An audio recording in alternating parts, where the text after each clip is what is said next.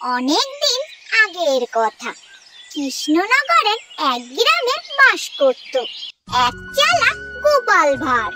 ভালোবেসে সবাই তাকে গোপাল বলে ডাকতো। তার বুদ্ধির জন্য গ্রামের সব মানুষ তাকে বেশ সম্মান করত।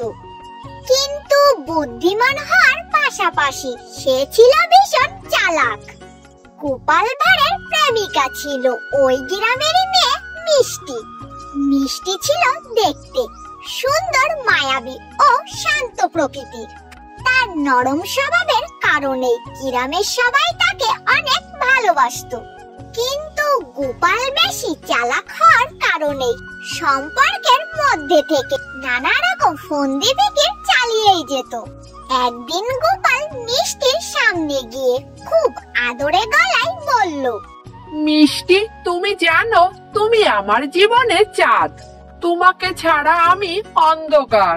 তুমি যদি আমার সাথে সম্পর্ক না রাখো, আমি গাছে দড়ি দিয়ে মরে যাব। তুমি এত নাটক করো কেন?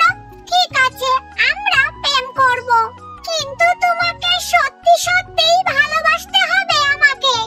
গোপাল ভাঁড় একটা মুহূর্ত দেরি না করে চিৎকার করে বলে উঠল, উর্রে, আমি প্রেমে পড়লাম। মিষ্টি তার স্বভাব সহজ সরলতায় গোপালকে খুব বিশ্বাস করত। কিন্তু কিছুদিন পর মিষ্টি লক্ষ্য করলো গোপাল ভাঁড় অদ্ভুত সব বাহানা করছে।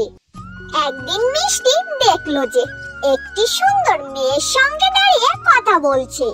মিষ্টি কাছে যেতেই মেয়েটি পালিয়ে গেল।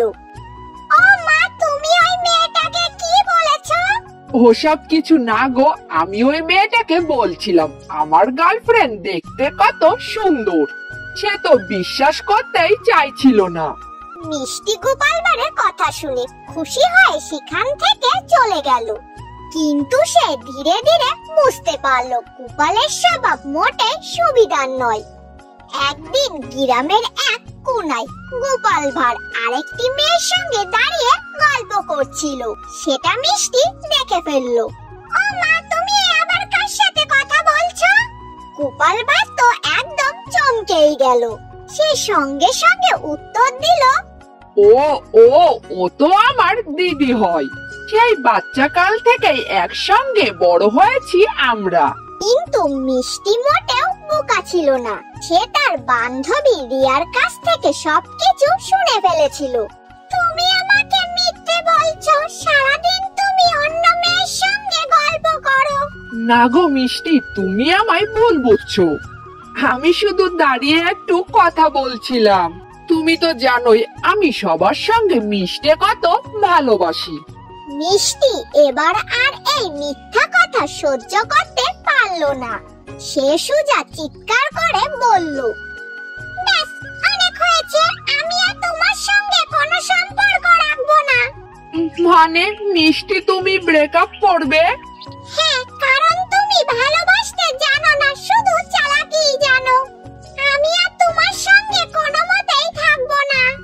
আমি কি মিষ্টি এতই খারাপ আমার সঙ্গে থাকা যায় না? হ্যাঁ, তুমি অনেক খারাপ। এই বলে মিষ্টি মন খারাপ করে সেখান থেকে চলে গেল। গোপাল এবার বুঝতে পারলো যে চালাকি বেশি করলে শেষমেশ সবকিছুই হারাতে হয়। সে অনেক কাঁদলো, অনেক, কিন্তু ততক্ষণে অনেক দেরি হয়ে গেছে। মিষ্টি আর ফিরে আসলো না।